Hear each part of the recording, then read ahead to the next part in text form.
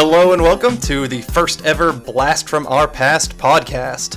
My name is Adam Spees. My name is John Spees. And we are brothers born in the 80s, love all things 80s and 90s nostalgia. We just kind of want to let you know about us. I am a post-production supervisor out in Los Angeles, California. I've worked in the film and TV and web content industry for the last 9 years or so. I am a music teacher in Las Vegas. I've been teaching music for well over 10 years in some capacity, and I currently teach at an elementary school. And as I mentioned before, we obviously grew up together as brothers, and we loved, watching shows back in the day. And we just kind of realized we wanted to talk about them and watch them and see if these hold up. See if we could come back and relive that nostalgia. Nostalgia is so hot nowadays, Every movie is something that has been shown from our kids' days and whatnot, and Hollywood is just eating that shit up. And wanting to remake everything, too. Yes, you have to remake everything. Something that you made 5 years ago, you have to remake again. And so now they're getting into things that we loved as kids. And there's a lot of sensitivity there. It's a lot of stuff that, hell, do I want people to remake these and change my childhood thoughts? Most of what this is going to be about is going to be movies, because that is kind of what we're nostalgic for. We are also going to revisit TV shows, especially from the 80s, cartoons, things that we really, really loved, or things that maybe Adam and I just watched a lot growing up, and it didn't necessarily have to be an 80s or 90s TV show. Maybe it was something older that we watched with our parents, or something that was just sort of nostalgic for us. And then kind of just a little fun little thing that we like doing, which is kind of imagining a recasting of something or casting something that hasn't been shot before. It's always kind of fun to maybe look at a comic book or a novel and imagine, well, who would they put in this part if they turn this into a movie? Or if they were going to redo this movie, who would they use for today's actors? So that's something that we'll probably do at least at the end of every episode, just for a little fun. Something that John and I have kind of done for a little while now, just for, kicks, is being like, oh man, if you had to cast so-and-so nowadays, who would you put in? And so just kind of a fun little homage to how they're making new stuff nowadays, or remaking stuff nowadays. Yep. All right, so let's kick things off, starting with The Neverending Story from 1984, classic fantasy child's tale from the director Wolfgang Petersen, who, strangely, right before he directed Neverending Story, directed Das Boot. He also directed Outbreak and Troy. So some kind of action-y, drama-filled director is doing this his first kid's story. Well, he did it well, I will say that. Yes, agreed. So the first thing we hear when we open up this movie and it starts the opening credits is that song. And I think that the Neverending Story song is a huge reason as to why this movie got so big. It was just, I can't remember who did it, but man, it just listening to it now, and I'm 31 now, it just fills my heart with just joy and glee, and I just love that song. And it is very 80s, to be sure. Yes, extremely 80s.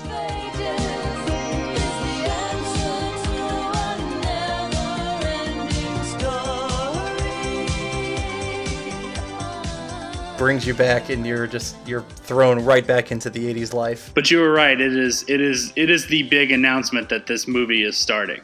Anyone who's ever seen this will automatically know it kind of from the first few notes.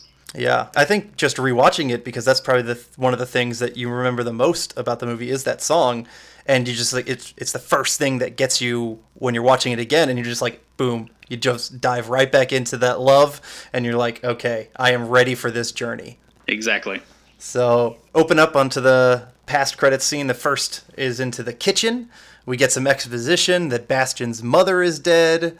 His dad was just kind of ridiculing him for being a fantasy, pie in the sky, being a 10-year-old boy, basically. He's making fun of his son for being a 10-year-old boy. Also, the dad from Major Dad. Exactly. Loved that show. Gerald McRaney.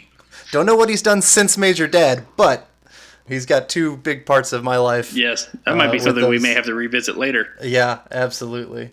I remember it on USA. I think the reruns like crazy. Oh, yeah. But yeah, so we get all that exposition of, all right, the mother is passed away, and our protagonist, young Bastion, is a bit of a dreamer. Like every good kid. Like every good kid from the 80s, you're going to... Yeah. Also, like every good kid from the 80s, you're going to have to overcome some bullies. And that's the very next thing, is we establish that this kid is a bit of a wimp. He gets just ruthlessly attacked by these kids. They put him in the trash can.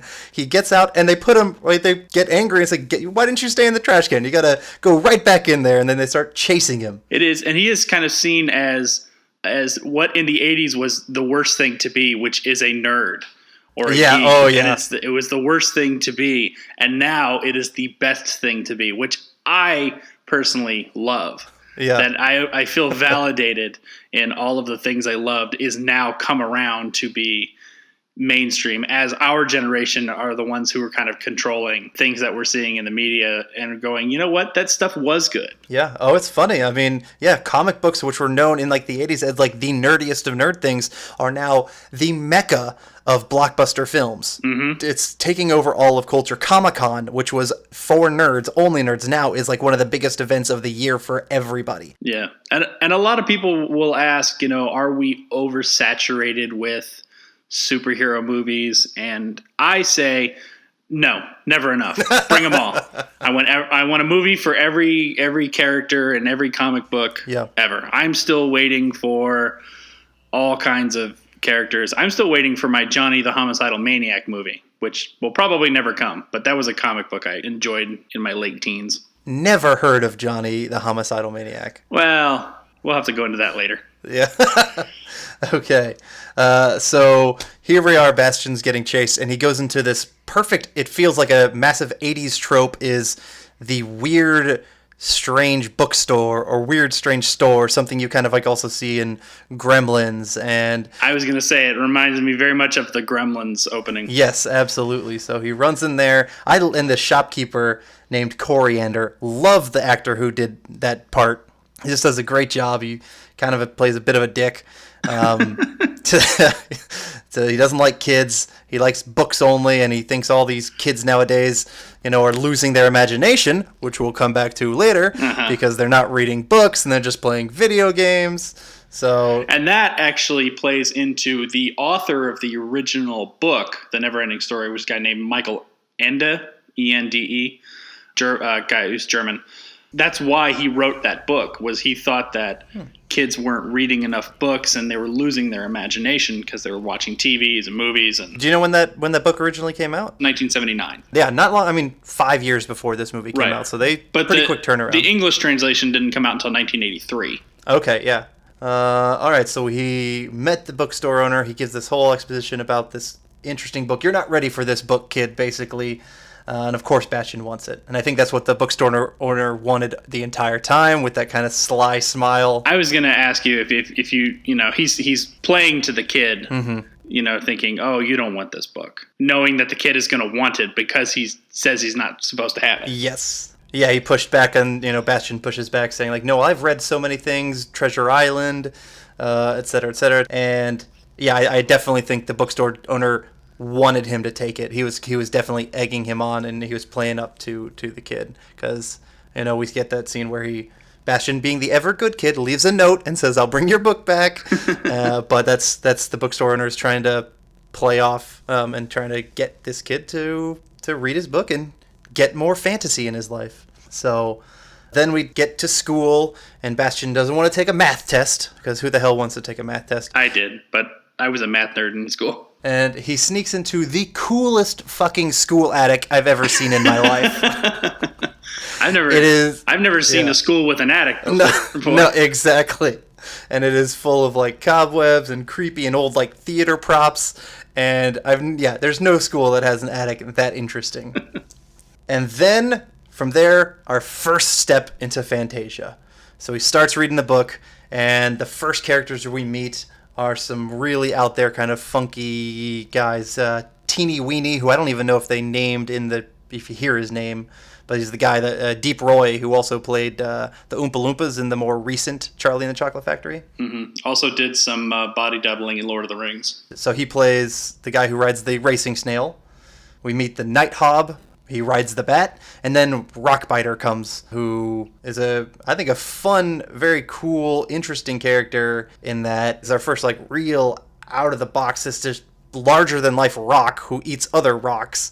The puppetry I think is awesome on Rockbiter. I thought that's one thing that I definitely liked in this movie was the puppetry was pretty solid. Maybe except for throughout Gamork and Falkor kind of sucked with their puppetry, but I liked Rockbiter a lot. Falkor was a guy in a suit, but controlling the face were anywhere from 4 to 5 people who were controlling just parts of the face. And so they had to do like a lot of kind of choreography, if you will, practicing making the mouth form the words. And they had a guy on set who was kind of the linguistic specialist, but he would make sure that the mouth was forming the right way for specific sounds and words that they were doing. And they would have to choreograph all of these movements together with 4 or 5 people using these giant levers to move the different parts of the face on each of those kinds of characters, Falkor and Gamork and Rockbiter, who incidentally, I'm just going to kind of bring this up because we're talking about all those characters.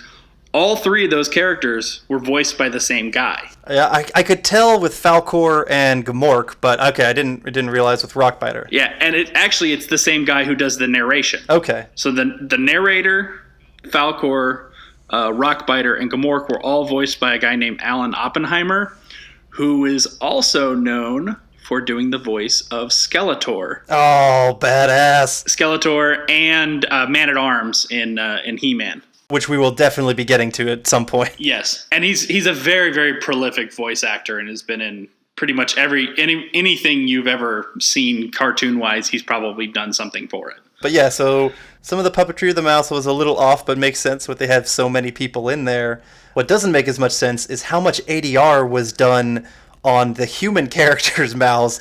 There are times when I look at Teeny Weeny or even Nighthawk, and they're saying something, and it's completely different.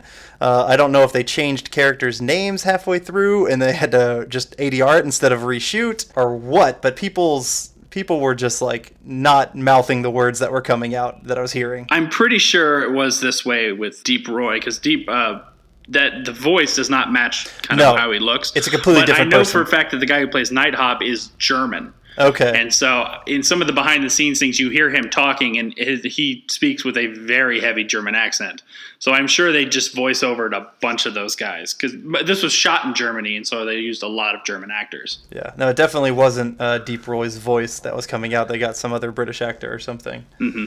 But that aside, growing up, it didn't bother me one bit. Right. Watching it now, it's a little like, okay, all right, lacks a little production quality there, but whatever. I'll let it slide. But you can forgive because Yes. it's such a good story. Exactly. Then we see Teeny Weeny taking off on the racing snail. That was a awesome little thing there that you didn't really expect, and then boom, he flies off. I love the racing snail. I want a racing snail. I mean, I want a Falkor more, but I also want a racing snail. And so they start heading off. They make it to the Ivory Tower to go see the Empress, who we do not see yet.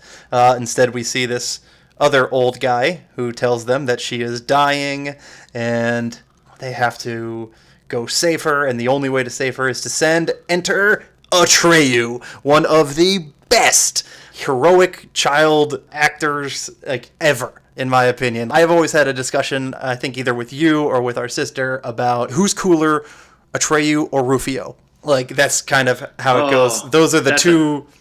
That's a tough one. Yeah, like who could win in a fight, Atreyu or Rufio? That's, I mean, I don't know. Yeah. I will say I was disappointed. They kept bringing up the purple buffalo. Atreyu, who hunts the purple buffalo. I didn't see a single purple buffalo in the entire movie, and I really wanted to see that damn thing. Probably something that they put in the script and then realized later that they couldn't do it. And I know that when they wrote the script, they wrote it knowing that they were going to have to create certain special effects. Like they had to invent special effects for this movie, which is kind of a double-edged sword because then you don't know for sure if the quality is going to work, but that is how we go forward and how, things get new things get developed. is you need people to take the chance on something and say, hey, we need to figure out how to do this, instead of saying, well, we know this won't work, figuring out how to do something so that special effects can go farther and continue. Nowadays it could be easily done with CGI and all kinds of things, but I don't know, I almost wouldn't want them to, I wouldn't want them to remake this. Yeah, I'm certain that they are, or it's in development or something, but it's not going to hold up in my opinion. I mean, right. Yeah, when you can just go back and watch this. It's still a fun story. It's still, I mean, because of the story, because of the music, there's really good music throughout it, I feel, or at least like maybe it's a nostalgic factor, but it still, I think, grips me. So yeah. One question is, so the old guy, I don't know who he is, the servant of the Empress. It's a guy named Moses Gunn. Moses Gunn? Was that his character? Moses Gunn. Or actor? That's the actor's name. Okay. I forget, the character's name is like Charon or something like that. I just know that Moses Gunn was also known for being a character named Bumpy Jonas in Shaft, the original movie Shaft. Okay. I like it. You have Shaft and Neverending Story on your resume. That's pretty solid. Yep. Why does he make Atreyu go without any weapons and without any like teammates? And like Atreyu asks, "Well, is there any chance of success?" And it's like, not really. Like, why the hell? It makes no sense why he can't take his weapons. Like, why he can't only he can take the necklace. Yeah, and I can only imagine that is it, because I have never read the book, that maybe it's something that's more explored in the book, or maybe they had it, in the script but had to cut it out. I would hope that they'd thought about that, because it does seem a little arbitrary of, yeah, by the way, you can't take anything with you. Exactly. It's like they're setting him up for failure, but oh well, I guess we have to just accept it and ride along with him. So we have Atreyu starting off.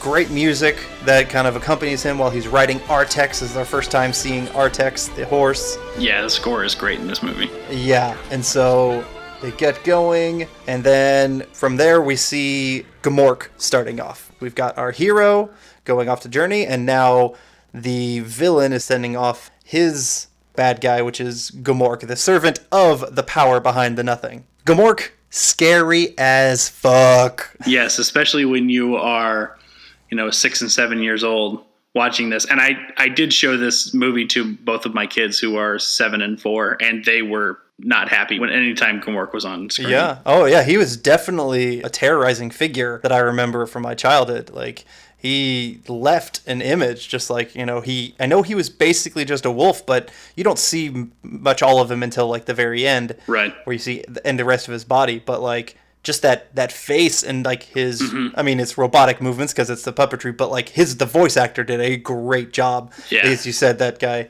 he was one of those characters that just, he ruined lives.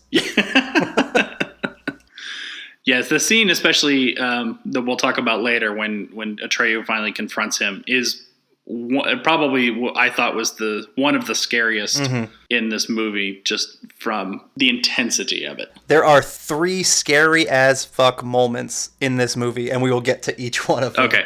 One other great use of just cinematography and direction that they did with Gmork is a lot of first-person shots. Very similar to Jaws, where you're kind of like, you become the animal as the audience, and you're running through the forest, you're clearing through these bushes, you're hunting Atreyu, and you're seeing through his eyes, and it's a good use of that, where you see the scary thing, but then you become the scary thing to an extent, and you just kind of see through his eyes. It's really, I thought it enhanced just how intense Gmork can be. And a great way of portraying the character without us physically seeing him, like in Jaws. Yeah. He was scarier because you didn't see him that much. Yeah, we only really see his head for the most of the time for Gmork here, and I think that worked so much better because everything else was shrouded in darkness. Yep. We get a little cut back to Bastian. He is still up in the attic, and he's about to eat his lunch. And I remember as a kid thinking this was a stupid scene, and again as an adult, I think this is a stupid scene where the kid is starting to eat his lunch, and then he says, "No, not too much. He's got to save some for later." It's like, what was the point of that? It really doesn't come back to do anything for us. Right. It was a unnecessary cut, other than showing, I guess, Bastion is intelligent, or he's good at holding back. He's not. I don't know. It's stupid. Or maybe it was just some way to bring us back into reality to realize that, oh yeah, we're taking this journey with Bastion, as opposed to just showing us Fantasia for most of the rest of it. I guess they felt like they had to break it up. But yes, all in all, the scene itself doesn't make any sense, doesn't go anywhere, doesn't come back later. Yes, exactly. So then we kind of get back to Atreyu's going, and then Gamork is really not far behind, and then we cut into the Swamps of Sadness. I can't believe we're already there. We're like 30 minutes into the movie, and it's the Swamps of Sadness scene, which scarred a generation of children. Great scene, though. Yes, it is. I love this scene. I mean, rewatching it as an adult, I thought it was a very interesting thing. Like, I like that they kind of dive into the depression of a horse. Right. But it really sets our hero down in the dumps. Like, he can't get out of this. Yeah. I think it might have been, honestly, a little bit more effective later on in the movie if he had to struggle, and then really this was like the penultimate you are screwed moment, right? That would like really and then he overcame it. This we get so much earlier than I remember. Yeah. And as a kid, I watched it. That's the particular scene where we're talking about where the horse drowns, essentially. Yes, sorry, yeah, we didn't bring that up. Yeah, when the horse drowns itself from being so sad. So sad, yeah. As a kid, I remember seeing it and thinking, oh, well, it's sad. The horse is dying. As an adult, I go back and watch it, and I'm just like tears. Yeah. Because I think the kid's name is Noah Hathaway, the one who plays Atreyu, just does a super job of just kind of portraying the despair of the moment and how upset he is. And now I watch it, and I'm more sad than I was before. It was scarring then, but it really sinks in deep now. Yes. Granted, Atreyu, later on in the movie, he ends up like screaming half of his lines, but in this moment, it is so necessary, and you're sad, but you're pissed off that horse just doesn't understand that it needs to be happy to get out of that damn swamp, and it won't do it. And so you're with Atreyu. You're crying, you are screaming, "Get the fuck up, you stupid horse!" Like all of that. Yeah, and it's so good. And sort of aside, they had to work with those horses for months to train them not to freak out when the water was rising up. It had to. I mean, just rewatching it, like, how the hell does that horse not go nuts? Because it's like all the way up to like the top of its neck. Yeah, basically. They said they worked for months training the horses just not to freak out. And you can almost see the panic in the horse's eyes. Yes. So great scene. After that, dip to black, we come back, the horse is completely submerged, he's drowned, it's gone. Terrible. The friend of the journey is now out of it, and we got to keep going, and we have to get to Morla, who is the ancient one who we think might have the answers to stop the nothing. And I hated Morla as a kid. Yes. I thought Morla was so annoying and stupid. I still kind of think that. The sneezing thing was just so annoying to me. Like, and Morla's voice, I hated Morla's voice. The sort of nasally sound. Yeah. The first time I saw it, and I can't remember at what age I first saw it and whether or not we saw it together. The first few times I saw it, that turtle actually scared me. Yeah. I was terrified of it. Because it is a little bit sort of creepy, this giant turtle. For me, that was actually one of the scarier moments. I don't know why. I was a wimpy kid, I guess. But one of the most important parts of the Morla scene is this is the first time Bastion kind of creeps into Fantasia when he screams from seeing Morla and they hear his voice. Yes. And that's the first time that happens, and that's obviously very important for the story. Yeah, so we have the stupid sneezes, a ancient turtle who has gone nuts from talking to itself, and really the turtle does nothing other than say, "Oh, I don't know the information. You need to go to the Southern Oracle to know that information." So kind of annoying, but extends the journey. So then we have to go do that. We have a cut back to Bastion. He's back at school. He's just kind of doing more, reading more, just like bringing us back into the world of, hey, Bastion's going along with you. But what I want to talk about is a great edit. The wolf head prop comes and falls down in front of Bastion, and he gets scared, and then they immediately cut from the wolf head prop to a very quick shot of Gamork, and then from Gamork to Atreyu, and it works really well. Obviously, the symbolism of the wolf head, and then straight, obviously, to Gamork or the wolf, and then cutting to his prey Atreyu, like all of that very quick editing, but it worked really well in my opinion. Almost as if Bastion is Atreyu. Ooh, almost as if that. Exactly. He's getting hunted by the wolf head, then the wolf head is hunting by Atreyu. Huh, will that come back? Maybe. Or maybe not. We'll find out. Yeah, we'll find out. So we come back to Gamork is in the Swamps of Sadness. He is right behind Atreyu, basically, hunting him down. And another kind of sad moment here. Atreyu seems to be just about giving up. He's getting swallowed by the swamp. And then out of the clouds comes our next big, awesome entrance of Falkor.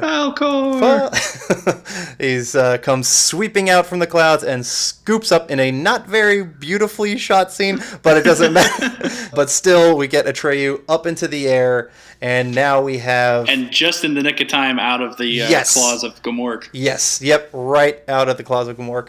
We now just get a glimpse of whatever the heck that was. Right.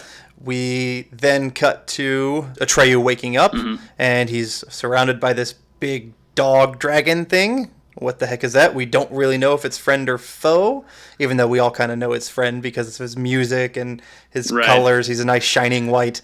So we're, as the audience, like, we're already pretty friendly with Falkor. And boy, is Falkor a bit cheesy, but love him. Absolutely. I'm already I'm in with Falkor. I love him. He's the savior of Atreyu. He is a luck dragon, whatever the heck that means. Whatever that is, yes. Yes, but what really ties him is, again, the voice acting.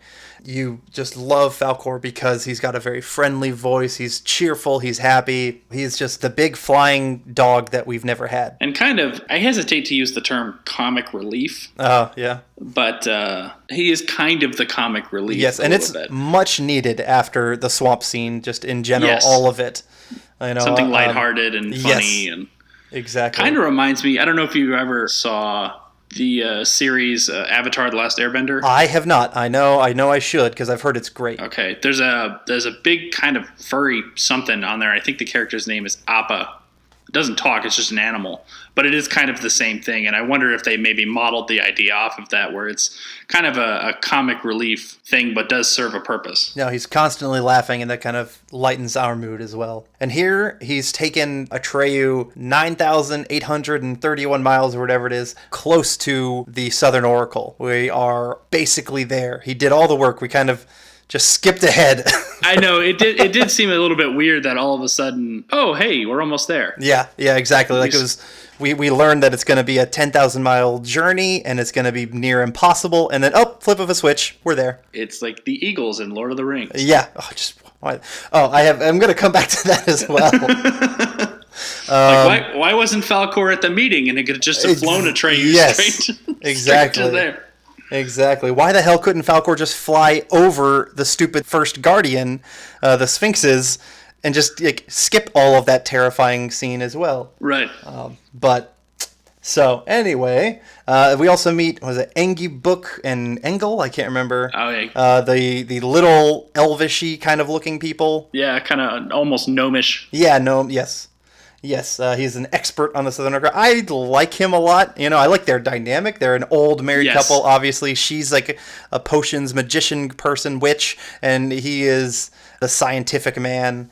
Their dynamic is awesome. It reminds me very much of Billy Crystal in Princess Bride. Yeah, it's very similar, but it's great. The old bickering couple. Yeah, absolutely love him. He keeps calling her wench. I love it. And then, at the end of that scene, he's like, "To the wench!" And I'm just like, it's fucking great. It's great. Some good dialogue. But yeah, he kind of tells Atreyu about the couple obstacles he has to get through to go meet the Southern Oracle. And the first one is the two Sphinxes that, as we see from their telescope, a gallant knight come in to go cross it. And these terrifying laser eyes come and shoot this guy off. I also want to say the Sphinxes might have been my first sight of boobies in movies that I remember. They had massive, perky boobies. Yeah. Yes, in the age of having to actually, if you wanted to find something like that, you either had to find someone to buy you something, Yes. or buy a National Geographic. Yes, I was too young for them to do anything for me as a kid. But rewatching them now, I'm like, wow, those are some big boobies on the Sphinxes. Like, holy moly! Yes, they were, and seemed a little out of place for such a kid-centric movie. Absolutely. Even though they're an inanimate object, it did seem a little weird. Yeah, definitely. Just watching it now, maybe as a kid, I didn't notice it or whatnot, but I noticed it. So you were a little older than me. Yes. So then we cut to Atreyu's gonna go do it, and then in one cut he is right in front of the obstacles, and he jumps like 100 miles. Did anyone else? Did you notice that? Like, yes. Falcor says, "Oh, I only took you 9,830 something miles to it," and then Atreyu says, "I'm gonna do it." Then boom, next cut, he's right in front of him. Like, damn, that kid is fast. I'm sure it's the editors going, we don't need to see him walking down there. Hell no, absolutely. So it's fine, you can go along with it. And though here we get to what I would say is the second scariest fuck scene, the first being Artek's drowning, this one being, my opinion, the next very scary scene where Atreyu's starting to go past the Sphinxes. He thinks, he can do it, he's confident, and then he gets scared. Mm-hmm. And then Engi Brook is watching him from his telescope and kind of narrating a little bit of what's going on. And we are just, the eyes are like, they're going to start to open, and we're like, oh my God, Atreyu's fucked. He is dead. He is not going to make it. No, he's doubting himself. He doesn't have the confidence to get through it. And so, yeah, here I'm just like, those two big boobied Sphinxes are going to destroy him with their evil laser eyes. But there is nothing scarier than big boobied Sphinxes with laser eyes. Yeah, not for like a 7-year-old kid. Yeah, exactly. So at the last second, he jumps and runs through and dives past them, and he makes it past, which I always thought was weird. To me, it's still it feels like maybe Atreyu wasn't the actual proper hero, and he just kind of got lucky through it. Right. I feel like if he was the right person, the eyes wouldn't have even opened. But right. I don't know. Exactly. It kind of makes me think of, even though this movie was later, kind of makes me think of Indiana Jones and the Last Crusade. Oh, yeah. The penitent man shall pass. The penitent man. Penitent man is humble before God. Penitent man kneels before God. Kneel. There's going to be many tangents on our recordings. Exactly. It's just going to happen. You're just going to have to sit through it. Talk about one thing and you're reminded of something else, and you have to go out on that tangent. So, all right, he gets through it, and then there's the next, according to Engi Brook, is the even more dangerous obstacle of the Mirror of Self, or whatever it's called. Mm-hmm. Honestly, this one was a joke in the movie. Like, it wasn't scary at all. Mm-hmm. Atreyu goes through it super fast. One, he sees Bastion in the mirror, so he sees kind of himself. So we're coming back to it, just like that editing did for us earlier. It's, he's that person. Interesting. That wasn't scary at all. Right. And he just kind of walks through the mirror. Boom. Done. And oddly enough, in the span of who knows how far, we go from what looks like a desert landscape to a blinding blizzard. Yes. And we don't really know how far he had to walk in order to get there, but it did seem like such a sudden change for such a small, and then ends up going back to what looks like the desert. Yes, which I can only imagine this is because of budgetary reasons that we see the two fucking Sphinxes again, but now this time they're blue. And they don't have the mountains around them. They're just in a deserty kind of spot. My only thought is they were running out of money and they couldn't afford the actual Southern Oracle, so they're like, fuck it, we'll just use the Sphinxes again. I wouldn't be able to say without having actually read the book. Yeah, exactly. So then we start talking to the Southern Oracle, who tells us obviously more about the Nothing, and to save everybody from it, all you had to do is name the Empress. That's it. Which seems like such a weird, arbitrary thing. Yeah. But I mean, names are important. It's sure. It's a fantasy story. Okay, Yeah. I'll allow it. But it can't be named by Atreyu. Has to be named by a human child. But we have a human child here, Bastion. Which I guess really plays into the fact that the whole thing is about imagination. Yeah. And that you need a child to imagine what the princess's name is, because the child has to create this all in their imagination. Mm-hmm. So I can see why that would be important. If imagination is the theme, having Bastion sort of continue to create the world is what's creating it. Because what's killing the world is that kids aren't imagining anymore. Yep. And so that's that's why bringing it's it to important. nothing. Although when you're 7 and 8 years old, it doesn't make any sense. Mm-hmm. Yeah, very true. But Bastion kind of like throws out, oh, my mother had a great name. So that's the first kind of inclining, oh, I bet he's going to name her his mother's name. And so we have Falkor and Atreyu flying, I guess, heading back to the Ivory Tower. They're trying to make their way there. And then the Nothing strikes. The Nothing is hitting them. Big storm. Falkor can't hold Atreyu on. Atreyu drops from out of the sky off of Falkor, and then we see him landing basically into a beach. And they're trying to find each other. They don't know where they are. And we get to this beach kind of near these ruins. And we meet Rockbiter, who has one of the most depressing speeches I've ever seen on film. He starts it off with his hands. They look like good, strong hands. They look like big, good, strong hands, don't they? I always thought that's what they were. And you're like, okay. I might think that line gets quoted more to anyone I ever talked to about this movie than any other line in this movie. There's a lot of, possibly quotable lines, but the one about these are the big, strong, these look like big, strong hands. That's the one I hear the most. Yeah. Which does seem a little weird, but... Definitely. But, I mean, from that, you discern that he was trying to hold on to the Nighthawk and Teeny Weeny and the Bat and the Snail, and the Nothing took him away from him. They just ripped him from his hands, basically. And that's how powerful the Nothing is. Exactly. But that was scary as shit. Like, I don't think I really understood that as a kid, but now I'm like, holy fuck. Like, that was a depressing scene. And then he ends it again talking about his hands and saying, I'm just going to sit here and let the Nothing take me. Like, well, and he's seen the power of the Nothing. Yeah. And if it can rip them from his hands, there's nothing he can do to stop it. So he's just going to sit there and let it take him away. And I mean, we've all felt that hopeless feeling at some point. Mm-hmm. But to see it in a kid's movie. I know, to see it in a kid's movie. But that's the 80s for you. There's a lot of things in the 80s kids movies that I don't think they would ever put in movies today. No, it's a good scene. I mean, rewatching it now, I like it. Good scene for sure. It's interesting.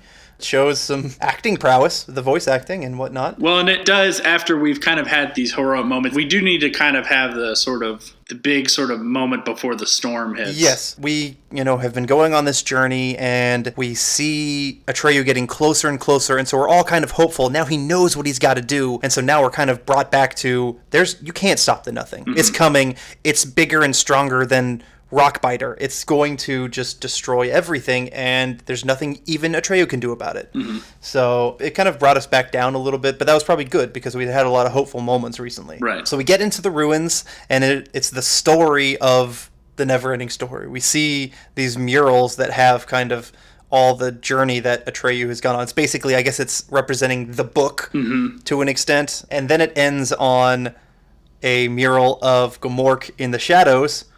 Quick turn, boom, there's Gomork in the shadows, behind these rocks. And then here comes the third scariest shit moment, in my opinion, from this movie. So we had Artex dying in the Swamp of Sadness. We had the scary Sphinx laser eyes. Sorry, I apologize. Scary big boobied Sphinx laser eyes. And now we have Gomork in these ruins, surrounded by shadow, who gives like this evil, just performance that scares the crap out of you as a kid. And I've got to give props to the puppeteers, because that's, to me, what made him scary was his expression. Very dramatic. The sort of the widening of the eyes as he's saying some of these lines, and the like snarl that comes on his face. And there was a great line where he talks about the nothing, and then people who don't have the dreams are easy to control. Because people who have no hopes are easy to control. And whoever has the control has the power. And his eyes gets crazy. His snarl gets big. Yeah. And it's like, that's the moment that I was like, oh my God, I am afraid of this puppet wolf. Yeah, absolutely great speech and interaction between the two of them. We learn he was hunting Atreyu. He doesn't know because he wasn't expecting a child. And so he doesn't know it's Atreyu right away. And then Atreyu says, hey, buddy, I'm Atreyu. Come at me, bro. In so many words. Yeah. And then the fight that we've been waiting for the entire movie between our hero and our villain is over in a split second. Right. It's nothing. I also wonder, because, we just had this moment of hopelessness with Rockbiter. Do you think that, Atreyu was just sort of like, you know what? Well, he even says it. He says, we're going to die anyway. Exactly. I'd rather die going out doing what I love. Yes. So he just kind of has this fuck it moment where he's just, you know what? Let's dance. Let's just get this over with. Yeah, I agree. Good dialogue. I just wanted a bit of a fight, and it's very anticlimactic because Gamork leaps at him, he stabs him in the heart, and that's that. And we don't even see the stabbing. We just see the leap, and then we cut to the dead Gamork. And maybe you could attribute that to the limitations of the effects at the time, and if they were to redo it, obviously it would be a lot more CGI. And there'd be a big action scene there for sure. Yeah, but I don't know. Maybe it didn't bother me as much. I mean, as a kid, it really didn't bother me because the scene right before he leaps is that discussion where the drama was. Yes, at that point, I think you're just ready for it to be over. Yeah. Like, okay, I'm done with Mr. Wolfie here. I'm ready to be out of this cave. Yes. Yeah. So now we have dead Gamork, and Falkor is now under the sea. He picks up the Orin that was dropped by Atreyu from his fall. How did he know exactly where the amulet Orin was? No clue. It's magic. Whatever. It's magic. And then Falkor saves the day again, picks up Atreyu, and they're trying to rush to the ivory tower. But in that flying, Fantasia is basically swallowed up by the nothing, and it's blown to bits. Yeah. We have just flying and nothingness. It's magic, so we don't have to worry about atmosphere, even though as watching it now, I was like, how are they breathing? They're in space. But... Oh, and the interesting thing about the sort of the nothing blowing it away, how they did that was they had the whole set on this tilter, and the camera was stuck on it too. So the camera, when the stage moved, the camera moved too, so you don't notice it. But they have fans blowing, and then the entire stage goes from horizontal to vertical. Oh, yeah. And so what you see is someone hanging on to a tree. That person had a terrible Atreyu wig. Like, it was so obvious that it was a stunt double in a bad wig. Bad wig. But that's how they do it. And you see all the stuff blowing away. It's actually the set pieces falling as the set tilts to a vertical. That's cool. And then they also had fans blowing, so that's how you get a wind effect and stuff like that. So it is a cool practical effect. Yeah, definitely. Especially when you see video of the actual practical effect rotating, it looks really cool and just kind of a great way of how to make something like that happen in a practical way. Because who knows if they would actually do that practically nowadays, or if they would just try to do it. Fans and CG, only just get CG boulders going by. So yeah, definitely cool. So Fantasia is getting destroyed, and then comes the moment we've all been waiting for. Bastian eats the second half of his sandwich. Finally, that scene from before. Complete. Yes, the scene that had before. It now comes full circle. He finishes this damn sandwich. Yeah. Do we know what that was? Was it like a ham and cheese, egg salad? It looked peanut butter jelly to me. Peanut butter jelly? Okay. Yeah. So yeah, we can have a whole discussion on just the sandwich. That what kind of sandwich would Bastian eat? If I was a daydreamer like Bastian. Yeah, we have that, and then we get back into the story, just kind of like hey, Bastian's still here, still eating that damn sandwich. let's get back into Fantasia now. They make it. They see that the ivory tower wasn't blown up completely. It's on this floating rock kind of thing. And in the middle of space. In the middle of space. Can breathe in. Yep. And we go to meet the childlike empress. We are like an hour and 20 minutes into the movie, and we finally meet this childlike empress that we've been hearing about so much, who what the fuck knew everything the entire time. Yeah, and that was played by Tammy Stronach. I don't know if I'm saying that right. But who essentially, this was her only film. Okay. This is the only thing she's done. I think on IMDb it showed that it was a movie she did a couple years ago where she played something. But she's been a professional dancer and I think owns a dance studio. Oh, okay. And that's what she's done. But as far as I know, this is her only movie. Gotcha. I mean, and this is an iconic, the image of the childlike empress with kind of like the pearls on her head kind of thing. Like, right. Yeah, like she was such an iconic figure, I guess, for childhood pop culture. That's interesting that she wouldn't be doing other stuff. Mm-hmm. But yeah, so she knew everything all along, but Atreyu had to go on his journey because the only way to bring the human child is to go on this journey to basically write the book that would be read by Bastian, who is reading it. And then she gives this great fourth wall break speech where she's talking about not just is Bastian reading about us, but they have people watching Bastian reading about us. And it's like, holy shit, she's talking about me. Yes. She's talking about me as a viewer, and is very interesting. Just, it seems like unnecessary, but I thought really kind of interesting moment because the whole movie is about Bastian being a part of this book because he's reading it and because he's on the journey. But then we're also a part of Bastian's story and a part of the Neverending story in Fantasia because we're on it now too. And she does this sort of great, like, slow look towards the camera. Yes. And you know that she's looking through the camera at Bastian, but at the same time, you think she is talking to you. Yeah, absolutely. Because whereas Bastian is Atreyu in his imagination, I'm sure we all do this, where if you're reading a story or watching, well, probably more if you're reading a story, you kind of almost imagine yourself as the hero. Exactly. And that's Bastian is imagining himself as Atreyu. We, as the audience, are imagining ourselves as Bastian. Yeah, I absolutely love the direction to just have her look straight into the camera. It works really, really well. Yeah. And then she's basically saying, you have to call my name. You have to call my name. And gets very, crying. And Atreyu's kind of yelling at her back and forth with some other stuff. And she's trying to provoke Bastian, who is afraid to say it because it's just a book. They can't understand me. Right. But they do understand you. And then he opens up the window and he screams something which I could not understand at all. Did you understand the name? No, I didn't understand the name. I had to look it up. Oh, well, I know in the book, the name he screams out is Moonchild. Yes, Moonchild. That's what I read as well, which apparently that has to be the name of his mother because he brings that up earlier. Like, it would make no sense for it not to be the name of his mother. Who the hell was named Moonchild? A bunch of hippies. Damn hippies invading my nostalgia. Damn tree-hugging hippies. Interesting. I never would have thought Major Dad would marry a hippie, but he did. Yeah, it does seem a little odd. Yes, Major Dad. Well, to be fair, if the kid's name is Moonchild, it's really the parents who are true. the hippies because they named the kid Moonchild. Yes, so which doesn't work on the timeline at all, but whatever. So we get him screaming Moonchild, and then we cut to black, basically, where it's now just the Empress and Bastian with the last grain of sand in all of Fantasia. And we get a beautiful little speech of, it's all about your imagination, and you can rebuild this, and he's still a little scared and doesn't understand it. But keep using your imagination and dream big and all that kind of stuff that his dad told him not to do. Right.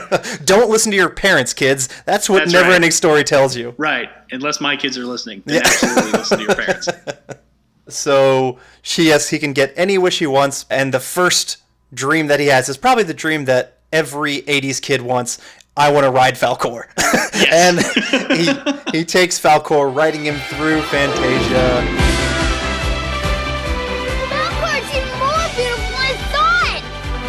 Great score in the background again. The same themes are coming back. Speaking of riding Falkor, and I don't know if it's still there, but I read that it was. At one point, there is a animatronic Falkor in Germany.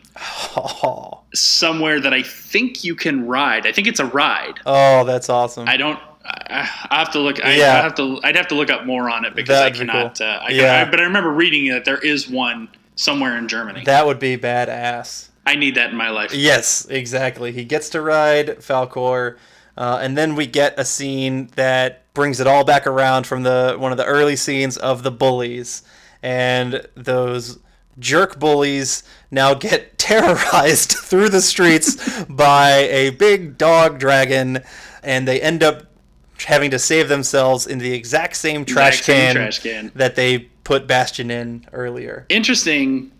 Kind of interesting, and this is where books and movies are different, and kind of all of the almost bureaucracy that goes along with that. So the last scene in the movie with Bastion like wanting to be on Falkor is not in the book. It's the only scene in the movie that's not in the book, and it was because they weren't happy with how it was ending, and so they wanted a little bit more of a happier ending. So they brought Bastion into the world of Fantasia by having him ride Falkor. The author of the book, Michael Ende, hated the idea and actually took the filmmakers to court to try to stop the movie, and actually lost, because at that point, this was the most expensive movie ever shot in Germany. Oh, okay. At something like 60 million francs or something like that. And so the author lost. So I don't think the author was probably a little distant, because it's hard to, if it's something that you've built, that something you've created, and you want them to stay true to it. And his argument was that by doing this, they were turning it into a Disney movie. He's like, you're turning this into a Disney movie. And they were like, yes, that's what we're trying to do. That sweet Disney money. Yeah, sweet Disney money. That happy ending. Well, I'm glad he lost, because just as way you put it before, like, we see ourselves as Bastion, we all want to ride Falkor, and he gets to. And I love that. And you know what? I don't think you have to understand the medium, and film cannot do what books can do. Yeah.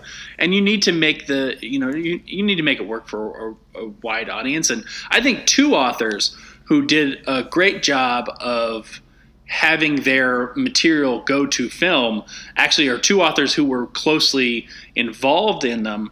And one of them is William Goldman, who wrote The Princess Bride.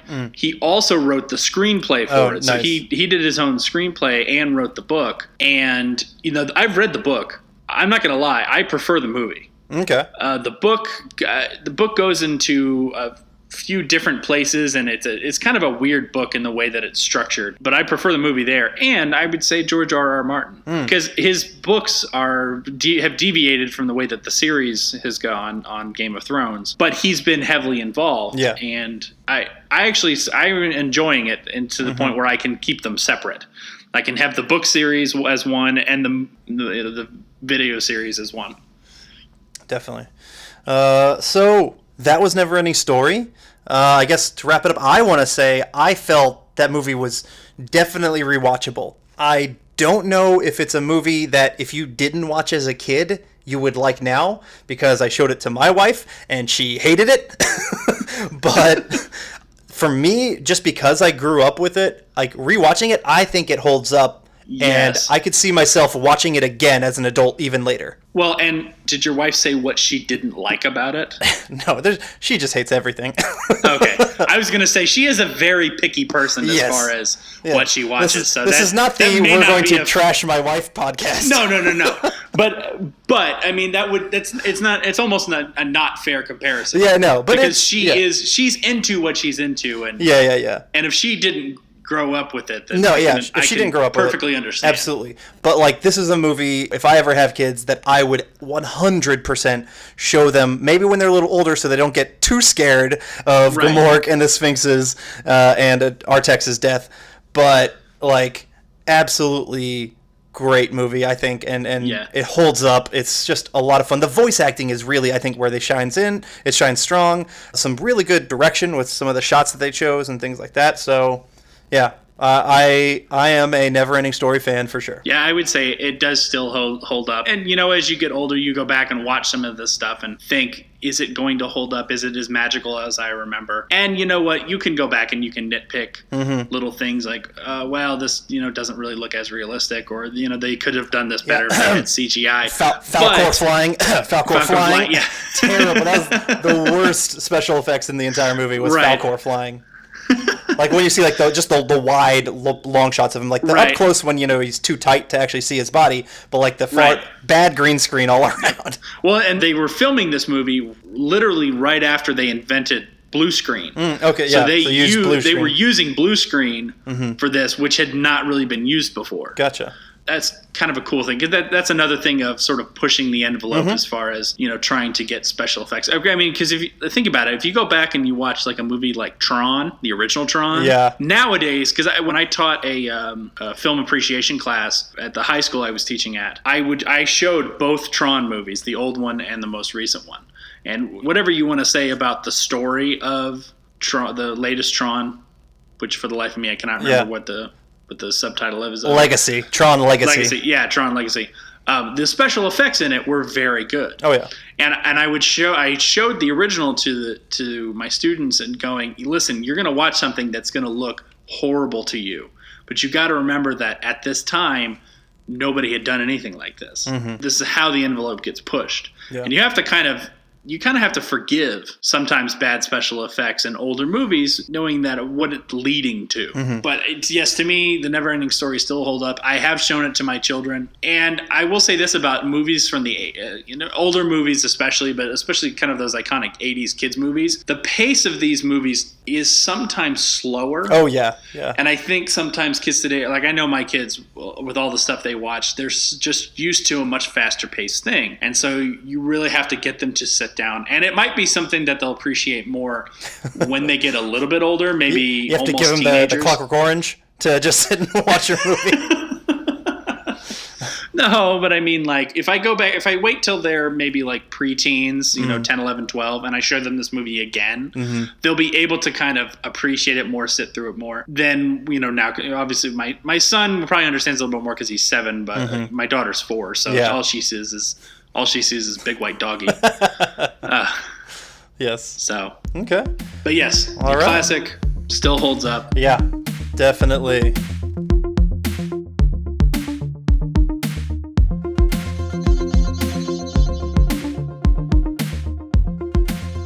All right, so now let's talk about some TV shows from our childhood.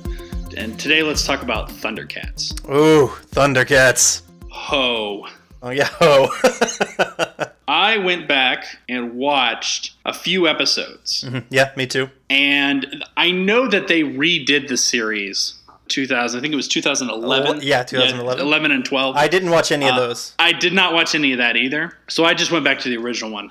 I watched a couple of episodes from the first season, and I watched one from a later season. Did you watch episode 1 by chance? I did watch Oh my God. Exodus, I believe. Yeah, Exodus. I'm not gonna lie, it's pretty bad. Yes. They start off completely naked, which was like, I think there is no doubt in my mind that show was kind of maybe the start of furries, because you get what not saying furries are wrong, whatever you're into is what you're into, but like, and Chitara is a sexual being from the 80s kids shows for sure, and here you get her naked, and it's just like, damn. Well, and it's weird because it's naked, but it's like Barbie and Ken doll naked. Yes, like, it's complete Barbie and Ken They doll. have no genitals whatsoever. Yeah. There's no definition. It looks like they're already wearing the leotard. Yes. But there's fur instead of whatever their leotard is. Yeah. And they get these magic clothes because Jaga says, well, the planet we're going to likes clothes, so you should probably all have clothes. Well, and it says like you're going to need these protective clothing, but what they're wearing is just like the leotard you wear to there's like gymnastics as a not kid. much protection with those things on. Yes. And then they get their weapons. Yeah. Yeah, the first episode definitely does not hold up.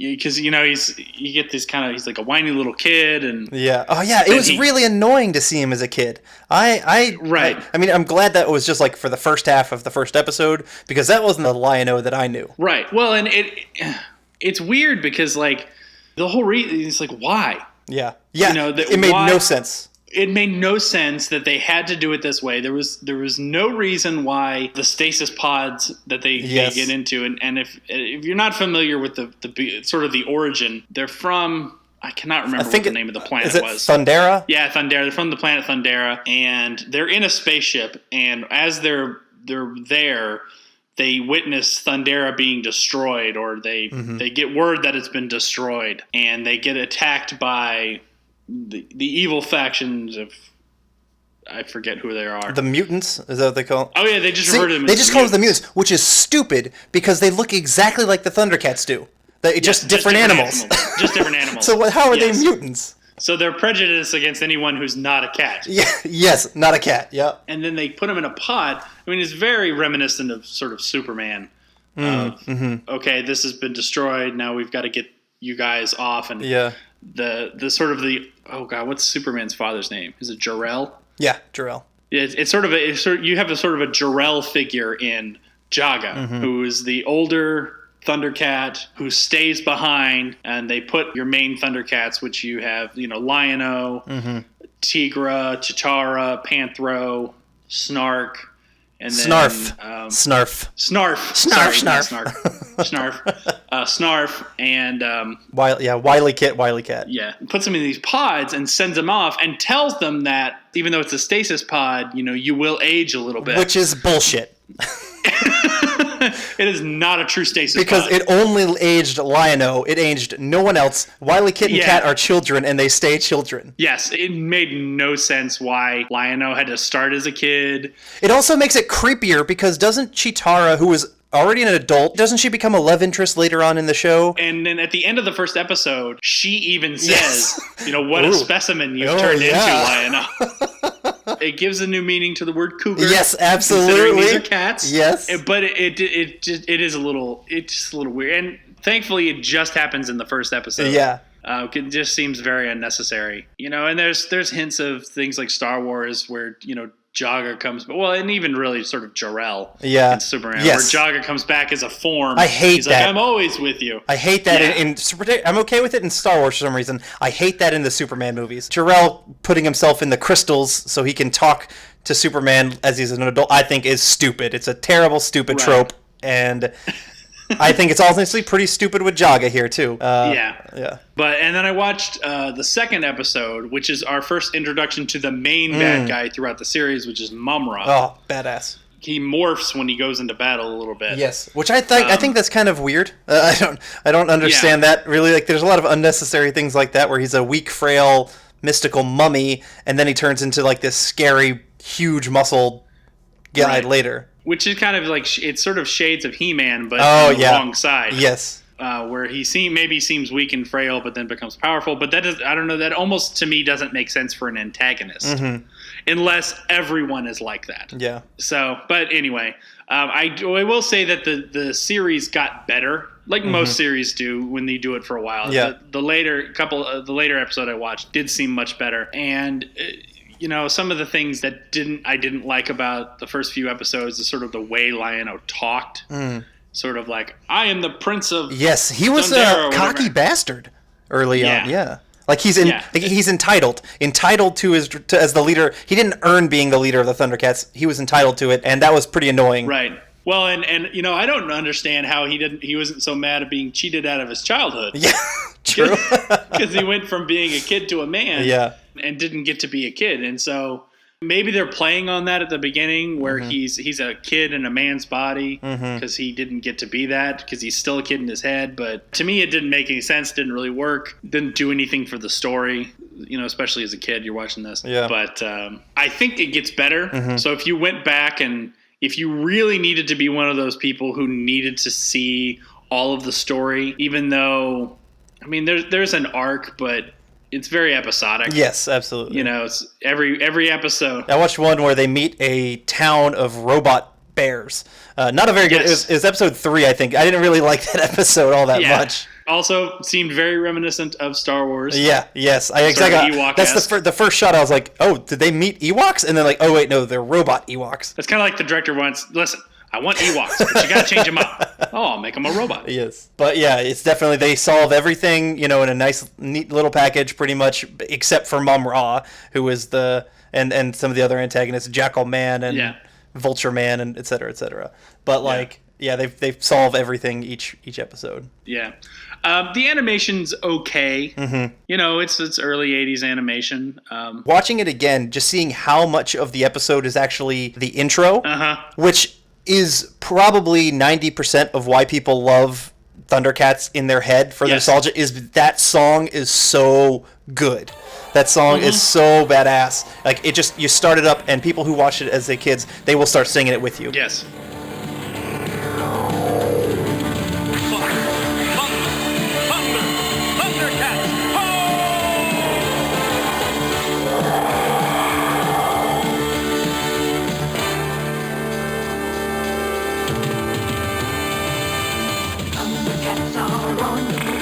Such a fun just way to get into the show.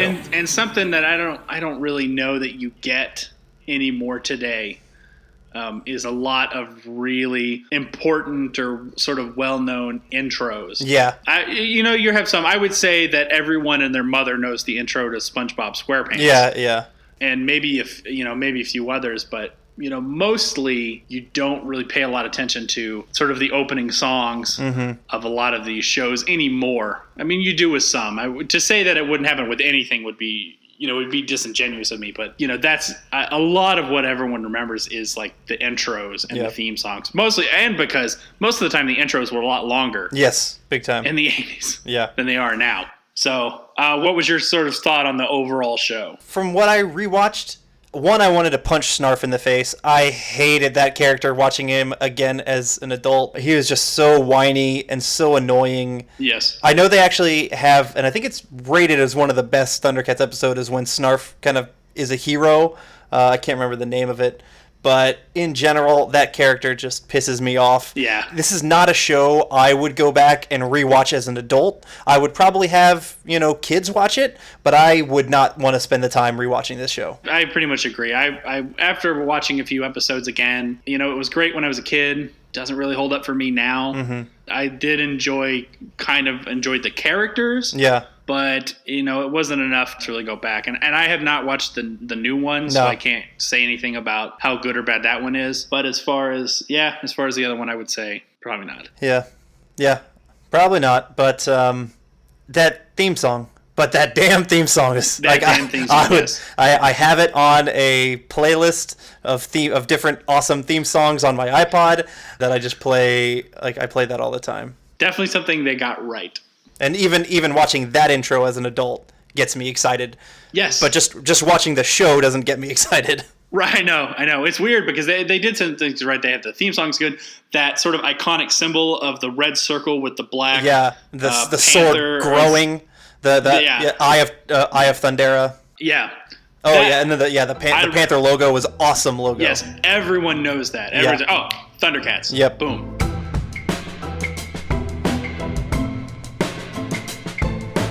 So that is Thundercats, and now we're going to go into our segment where we recast things, and we're actually going to recast Thundercats. Yeah, I think sometimes when we do this, it'll be, if it's something that we've talked about in the episode that we feel like we could recast or could be recast or redone for things, we'll do it. And sometimes we'll do it things that have not been turned into movies, a comic book or a book that we'd like to see cast into it. I felt that, if we were going to, especially in an age now or in a day where they're doing live action versions of animated stuff all the time. Yep. We just had Beauty and the Beast. We had the Jungle Book. There's a bunch more of the stuff coming up. I think they announced the Little Mermaid's coming out in live action, all different kinds of stuff. So I did this thinking of, if we were going to recast it for a live action movie. Now, it would probably involve a lot of CGI. Oh, heavy CGI for sure. Heavy CGI. But that was my thought behind it, was that it is actually going to be a live action version of the Thundercats. So we kind of just stuck with mostly the main characters. And I want to throw out our kind of rules for this one. We have no budget. We have no you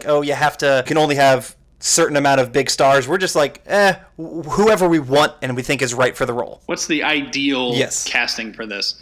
I kind of stuck with the characters for the kind of the original or the first episode, because you're obviously in a movie, you're going to have to retell the origin because that's just the way it works. Maybe skip the child part. I know. You're going to have your Jaga in there. You're going to have that guy. So I just stuck with Jaga, Lion-O, Tigra, Chitara, Panthro, Snarf, and Mumra. Okay. Not Wily Cat. I didn't do Wile E. Kid or Wile E. Cat. Okay, I did. I'll give you mine when we go through them. Okay. So let's start with Jaga. Okay. Who was really only in the, mostly just in the first episode. Yeah, and then his ghost kind of keeps appearing. Yeah. Looking at the character, I went with Patrick Stewart. I also went with Patrick Stewart. He's a perfect call. He's the yes. First of all, that voice. If I'm going to have to keep seeing this character that I'm not really that interested come back, I want it to be someone who I find interesting. Yeah. And who is interesting to listen to. And just kind of looking at the drawing of the character. And I did think Ian McKellen a little bit, but I was like, you know what? It's got to be Patrick Stewart. Patrick, yeah. Oh, yeah. It's got to be Patrick Stewart. Yep. So that's who I went with for Jaga. With every other character, I put like a couple different options. For Jaga, only Patrick Stewart. That's all I have written down. I was like, it has to be him. Especially since that character is going to come back, and it's maybe not necessarily a character I'm interested in because it doesn't play that big of a part. But if it's Patrick Stewart, I would be interested in Jaga. Yes, absolutely. I would listen to his advice. So Tigra, which is kind of the tiger-looking guy who has I forget what is his weapon. Is he the bolo whip? I think. Yeah. The bolo whip. Yeah. This was a really tough one for me because he's like the side character of all of the Thundercats. He is the least dynamic. So I wasn't sure. I agree. He's one where it almost doesn't matter who gets put into that. Yeah. Going through kind of in my head different actors who I think would maybe kind of look the part. I actually ended up going with Charlie Hunnam. Oh, okay. I get to Charlie Hunnam. From Sons of Anarchy. Yeah. Okay. He's a presence. I liked him in Pacific Rim, even though the movie could, some people are going to like it, some people hate it. I just thought he was a decent fit. Not enough of a unique look to kind of take over the scene that he's in, but someone who could probably handle the action scenes that would be required of it. Agreed. And would do a good enough job. So who was your pick? So from what I know about Tigra, is I think he's kind of like behind the scenes kind of Thundercat who's also mostly kind of calm and collected. So I went with Liev Schreiber. I think I like Liev Schreiber as a great actor. Also, I love his voice. Like, I think he's one of the best documentary voices right now. He's the voice of HBO Sports. I'm a big fan of him, and I think for like kind of like that calm kind of guy who also can do action, has a good body and a good look for it, I went with Liev Schreiber. You know what? When you said that, my first thought is maybe he's a little older, so like a younger Liev Schreiber would have been good. Yeah. But you know what? If they're going to do this CGI, it doesn't matter. It almost doesn't matter. But also, like all of the other ones are older than Lino, so like it kind of makes sense to me. I think Liev could be okay. Yes. Okay. This was a tough one. This next one. We're going to do Chitara. Okay. It's the only girl. Yeah. Well, besides Wile E. Kid. Wile E. Kid. But Wile E. Kid's supposed to be a little kid. So, I went back and forth in my head of do we do looks versus acting? Because, I mean, it's another one where she's, Lionel's the main guy. Yeah. So these are side people. And obviously... Possible love interest. If it's like in a big movie, it's going to be a love interest for Lionel. There's going to be a love interest. But there's also going to have to be action. So I went back and forth. I wanted to say Emilia Clarke, but in my head, I just like, you know what? She just wouldn't be right for the role. Yeah. So I actually went with Sofia Boutella, who was she? Did you see The Kingsman? Yes. She was the girl with the sword legs. Oh, okay, cool. Who was also in The Mummy, the recent Tom Cruise unfortunate which I did not see. I did. She played the Mummy.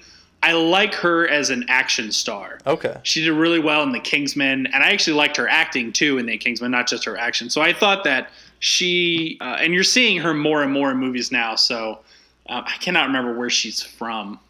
I don't think she's from the U.S. But her, I think she could do a really good job with the action sequences, and she could be made to look the part. She also played, if you saw the most recent Star Trek movie, Star Trek Beyond.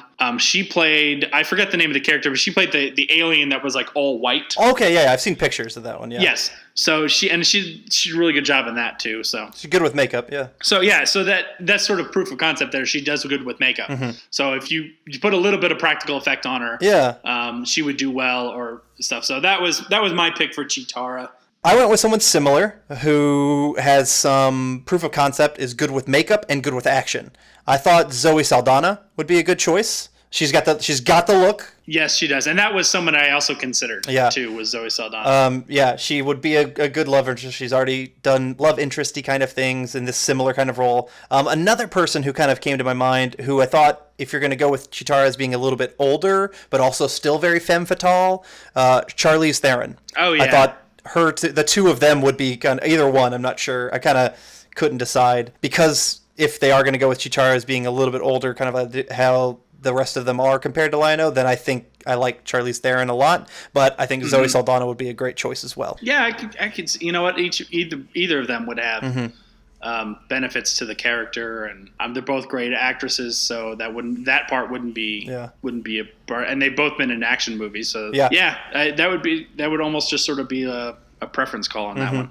Definitely. The next one, which I don't know, was kind of tough for me to figure out, was Panthro. Okay. See, I feel like Panthro is easy. All right. Well, I actually want to hear who you went with first to see if it matches with who I went. I wrote three names down. Okay. I wrote down Vin Diesel, I wrote down Terry Crews, and I wrote down the person who, even though he is way older, I still think he is perfect for the part, Michael Clarke Duncan. I think Panthro is Michael Clarke Duncan, and Michael Clarke Duncan is Panthro. Unfortunately, he's dead. Oh, that's right! Whoops, I totally forgot that he's dead. Okay. You don't want to think about that he's dead because he was such a good actor. Damn it, yeah. Yes, that would have been someone I would have gone to too. Oh man, all right. The fact that he was unfortunately passed. Then my backup, I think, is probably going to be Terry Crews. Okay. He's big and menacing. He might add a little bit more comedy to the Panthro that we know instead, but boy does he got the look, and I think he could play like the mechanic guy for sure. So that's my choice. You know what? I like your choice. I might like your choice better than mine. I did consider Vin Diesel. I went back and forth because if you watch the show, they're all kind of the same height. Maybe Lionel's a little bit taller, but I don't know. I was concerned that maybe Vin Diesel was, because I know he's a little bit shorter. Yeah. That he would be a little short. So I actually went with Dwayne Johnson. Oh, okay. Who would also kind of bring the comedy. I'll be honest, though, I kind of like your Terry Crews a little bit better. Yeah. I think he might be a little bit better suited for the role. And for a supporting role, Terry Crews is perfect in that kind of spot. Yes. And could bring a little bit of comedy to the character. Definitely has the look. Panthro is like... He's always felt bigger and stronger than everyone else. Yes. And Terry Crews obviously has that. He needs to have a bulky look. Yeah. Definitely, for sure.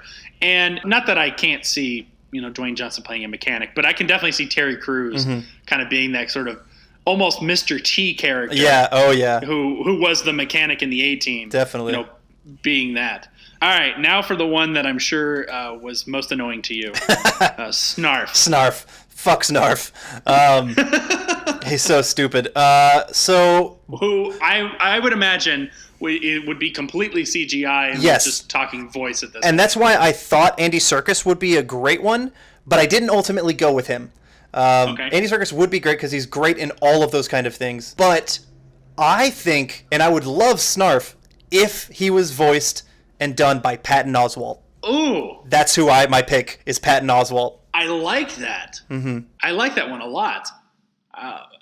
My choice, I had a hard time picking this one. Because I think that people who are most known as voice actors get the shaft. Oh, yeah. Anytime a big movie comes out that needs voice acting. Because they always go with people who are known. And for reasons that baffle me.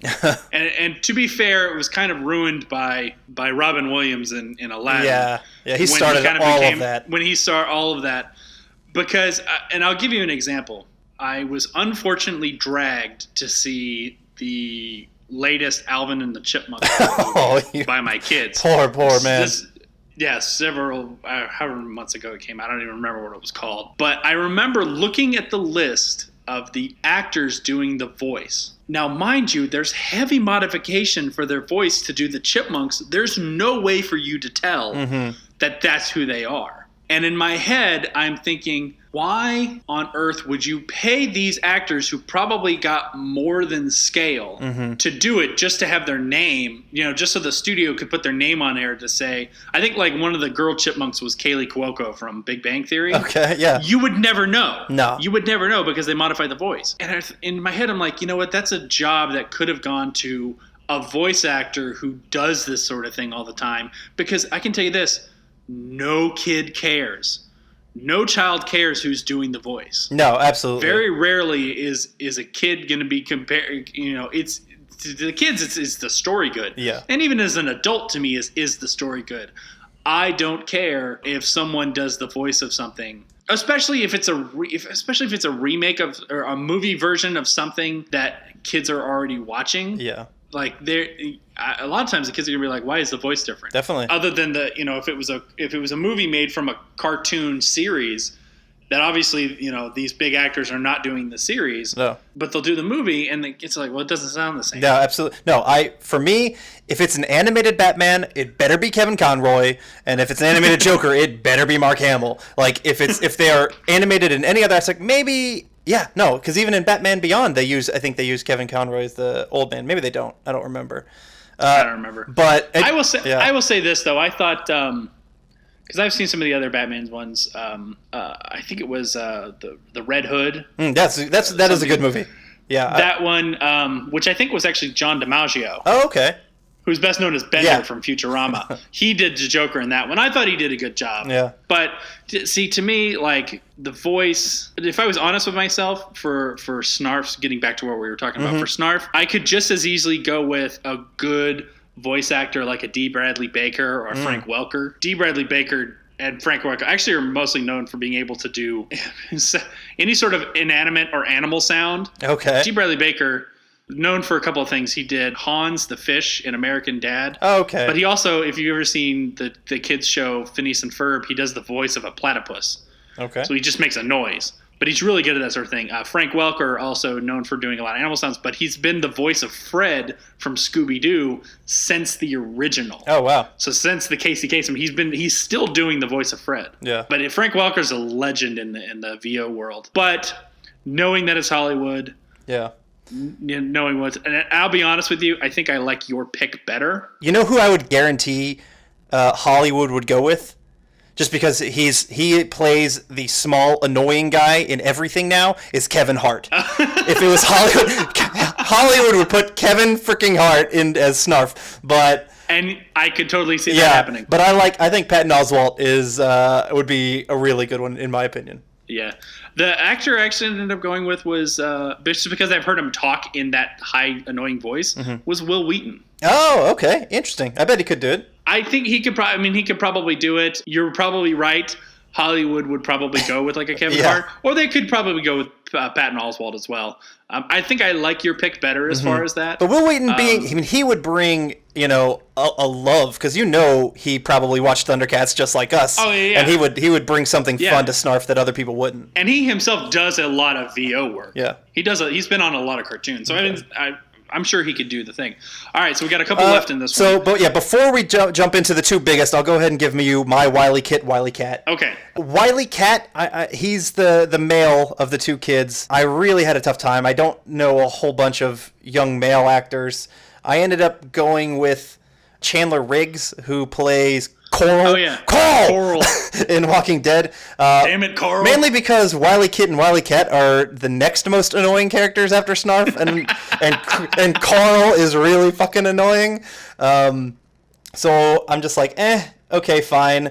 But honestly, that's a throwaway one. I couldn't think of anyone good for Wile Cat. Wile Kit, I really liked my choice. I went with Daphne Keene, who played X-23 in Logan. Oh. I think she's got the youth. She's done action stuff before. She's kind of got like that lean look to her. I think she would make a good call. Yeah, I'd buy that. I'd totally buy that. All right, and I didn't pick anyone for those two.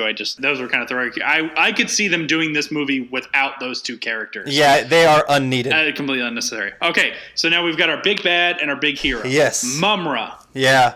This is tough. A throwback to someone you mentioned before for another character, I actually went with Andy Serkis. Ah, okay, yeah. Because I think he can play the menacing character. Mm-hmm. If you've seen him, any of the promos for Black Panther, or even if you saw Avengers 2, he has a physical presence. Yeah. He can be the character.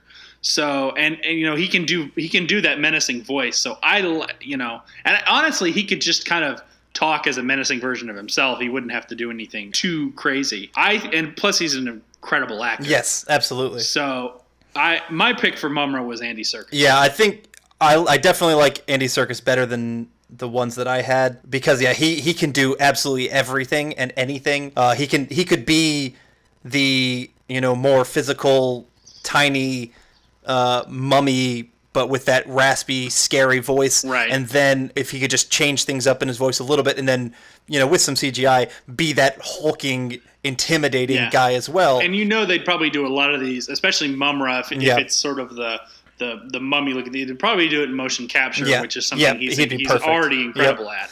Yeah. So he'd be great. The guy I went with also has done some great villains, so I think he would kind of be a decent fit. I put Hugo Weaving. Oh, okay. I'd buy that. I like Andy Serkis better, so I definitely like your call, but I thought, Hugo Weaving has a great voice. He could probably do something to make it. He's more of a little bit more of a heroic voice, but he did the Red Skull, and his Red Skull was pretty cool. So I liked him, but if we're going Dream World, Andy Serkis would be Mumra. Okay. Now, the one that I actually had the hardest time with. Okay. I had the easiest time, I think. Lion-O, our hero. I'll go first because you probably have the better thought out one or what. For me, mainly is because of Hollywood. I just immediately thought of someone that you thought of for Panthro, Dwayne "The Rock" Johnson. That was The Rock is such a big Hollywood star right now that he is a leading man. He's got the height, he's got the build, he's got action. I don't know if I really want him as Lion-O, honestly, but I feel like Hollywood would get him. So I wanted to throw out another name who I think actually would be better in the part, especially if you kind of tie in the history of Lion-O being the young leader of the Thundercats. Yes. And for that, I went with somebody who's got a fantastic build. He's done some action. Is Michael B. Jordan. Okay. Even though I have The Rock as my Hollywood choice, if I had to pick, and especially if you tie in he is the young leader and that kind of stuff, I threw out Michael B. Jordan. I think he would be pretty awesome. Okay, cool. I had a really hard time with this one. This was the one I had the most difficult time, and I ended up with two names, and they're completely different because especially in the origin story, he is young. So I have two guys who actually kind of are opposites. They don't really look the same. The first one I went with was Taron Egerton. Oh yeah, also from The Kingsman. Just because I like him as an actor, I like him as an action guy. Also I went with Taron because he's a little bit younger than the other guys. And Lion-O is supposed to be a little bit younger than the rest of them. Although without having seen the first episode, you almost don't get that feeling. Yeah. It almost feels like the only one older than him is Panthro. Yeah. But the other guy I went with is someone who's kind of big right now, and that's Jason Momoa. Oh, yeah, I like him. That's a good call. Almost because his hair just looks like a mane, and that he could probably almost be maybe a better one than Taron Egerton. Yeah, I like Momoa better than Egerton. I think I like Egerton a little bit better as far as some of the. I just like him as far as acting. Yeah, and maybe Egerton could play the young one, and Momoa, although they don't look anything alike. But I probably the more likely one would be Jason Momoa. Yeah, but that was my pick there for Lion-O. I like that call. But no, I think this was good. I like that we both got Patrick Stewart. Yeah. That was also the only one I picked for that character because it was the only one I could see. Yeah. And definitely some good working out of stuff for that. So I really enjoy that portion of it. It's fun just to kind of imagine, in a perfect world, if we could see the movie version or a movie remake of something that we really, really like, what would we want to see on the screen? And I'm sorry I forgot Michael Clark Duncan was dead. Rest in Whoops, peace. yeah.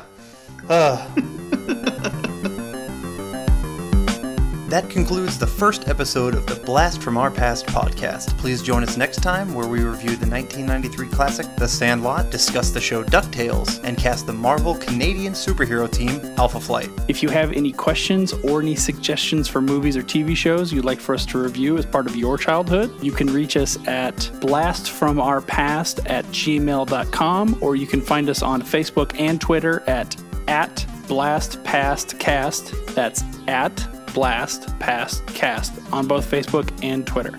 So until next time, I'm John. And I'm Adam. And thanks for joining us. See you next time.